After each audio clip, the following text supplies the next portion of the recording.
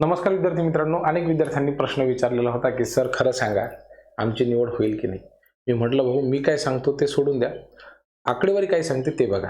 हे बघा विद्यार्थी मित्रांनो, जसं की या वर्षीच्या क्वेश्चन पेपरमध्ये काय येणार हे आपण मागच्या वर्षीच्या क्वेश्चन पेपरवरून डिसाईड करत असतो.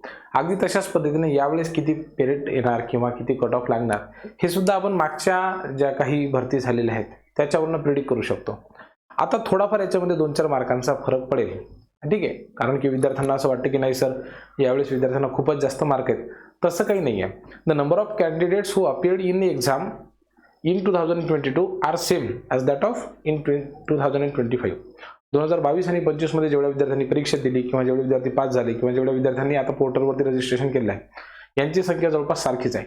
फक्त एक गोष्ट लक्षात घ्या, मागच्या वेळेस पहिल्या फेज आणि दुसऱ्या फेजमध्ये शिक्षक भरती झाली होती. पहिल्या फेजमध्ये तुलनेने जागा कमी होत्या.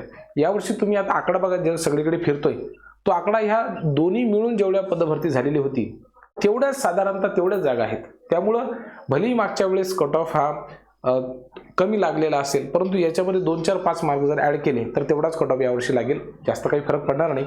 म्हणून मागच्या वर्षी जो कट ऑफ लागलेला होता त्याच्या अनुषंगाने मी तुम्हाला या व्हिडिओच्या माध्यमातून माहिती देईल आणि हा व्हिडिओ पाहिल्याच्या नंतर तुमचा 100% आत्मविश्वास वाढेल की होय माझा निवड होऊ शकते. याच्यासाठी तुम्हाला कोणत्याही प्राधान्यक्रमांची बॅच लावण्याची गरज पडणार नाही, अजिबात पडणार नाही. ठीक आहे. हे बघा विद्यार्थी मित्रांनो, मी तुम्हाला काही उदाहरणं देतो. हा रायगड जिल्ह्यामधला जिल्हा परिषदेचा कट ऑफ आहे प्रायमरीचा. ठीक आहे. यामध्ये ओपन कॅटेगरीच्या जागा जर तुम्ही बघितल्या तर साधारणतः 100 होत्या. आता विविध कॅटेगरीसाठी तुम्हाला वेगवेगळ्या जागा दिसतील. ठीक आहे. या ठिकाणी इथे बघितलं तुम्ही तर शेड्यूल कास्टसाठी आहे, त्याच्यानंतर SC ST EWS, त्याच्यानंतर इकॉनॉमिकली विकास सेक्शन EWS SC BC, ह्या सगळ्या प्रवर्गांसाठी जागा आहेत त्या ठिकाणी. पण ठीक आहे, मग आता या ठिकाणचा कट ऑफ किती लागलेला होता तो सुद्धा बघूयात आपण. ठीक आहे. तुमचा विश्वास सुद्धा बसणार नाही इतका कट ऑफ या ठिकाणी लागलेला आहे. ठीक आहे. किती आहे बघा, 1ली ते 5चा कट ऑफ किती आहे सगळ्या विषयांसाठीचा, हा फक्त 84 मार्कवरती आलेला आहे. आलं लक्षामध्ये. 81 कॅन्डिडेट या ठिकाणी इलिजिबल होते. किती? 84 मार्क. पुन्हा 6वी ते 8वी गणित विज्ञानचा कट ऑफ किती लागला, इथे सुद्धा 84 मार्कच लागलेला आहे. ठीक आहे. म्हणून निवड होऊ शकते, काळजी करू नका. आणि इथं बघा 6वी ते 8वीचा कट ऑफ किती गणित विज्ञानसाठी, इथे 104 मार्क एवढा आहे.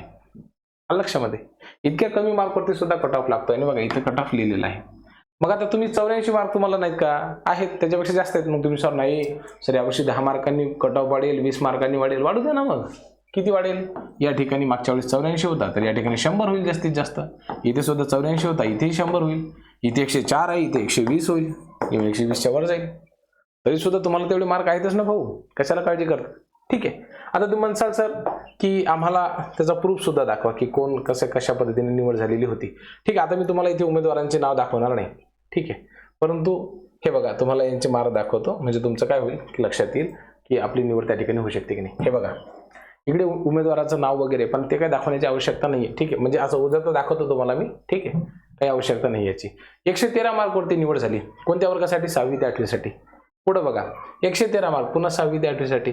आणि कॅटेगरी कुठली आहे तर हे बघा इकडे कॅटेगरी सुद्धा दिलेली आहे, ओपन कॅटेगरी आहे. आलं लक्षामध्ये. ठीक आहे. पुन्हा जर इकडे आपण बघितलं तर OBC कॅटेगरी आहे. आता OBC कॅटेगरीचा 6वी ते 8वीचा कट ऑफ किती आहे, फक्त 113 मार्क. आता इथं पुन्हा ओपन कॅटेगरी आहे. ठीक आहे. मॅथमॅटिक्स सायन्स 113 मार्कवरती लागलेला आहे. इकडे NTD आहे 112 मार्क आहे. इकडे NTC आहे 112 मार्क आहे. इकडे OBC आहे 111 मार्क आहे 6वी ते 8वीसाठीच.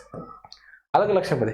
त्यामुळे घाबरून जायचं नाही, टेन्शन घ्यायचं नाही, निवड होऊ शकते. ठीक आहे. इथे काय दिलं 111 मार्क. ठीक आहे. 6वी ते 8वीचा कट ऑफ जनरलचा, ओपन कॅटेगरीचा. मीडियम कुठला? इंग्लिश 111 मार्कवरती लागलेला आहे. ठीक आहे. त्याच्यानंतर पुन्हा जनरल 111 मार्कवरती. मॅथ सायन्सचा कट ऑफ आहे. आलं लक्षामध्ये. ओपन कॅटेगरीचा पुन्हा 111 मार्क आहे. इथे जनरल कॅटेगरीचा कट ऑफ इथे सुद्धा 111 आहे. OBC पुन्हा 111. ठीक आहे. आता मी तुम्हाला फक्त कट ऑफ दाखवत नेतो, म्हणजे काय होईल तुमचा थोडासा विश्वास बसेल. ठीक आहे. इकडे वर्ग बघा, इथं विषय बघा आणि इथे कट ऑफ बघा 110 मार्क. ठीक आहे. पुढे बघा हा 110 मार्क, पुन्हा 110 110 110 109 109 108 108 अशाच पद्धतीने ते कुठपर्यंत येईल 84 पर्यंत येईल. असं जर आपण कमी कमी कमी कमी करत नेलो तर. ठीक आहे. आता याला खूप वेळ लागेल म्हणून मी काही हे तुम्हाला एवढं सर्व सांगत बसणार नाही, परंतु आपण कितीही घ्या. बघा इथे 106 मार्कवरती कट ऑफ आहे EWS कॅटेगरीचा. पुन्हा आणखी आपण फास्टमध्ये जाऊया. आता मला काय तुम्हाला कमी वेळेमध्ये जास्तीत जास्त माहिती द्यायची आहे म्हणून हां, पुढे घेऊयात आपण 105 मार्क. ठीक आहे, NTC कॅटेगरी हे मागच्या वर्षीचे आहेत. 105 मार्क VJA कॅटेगरी.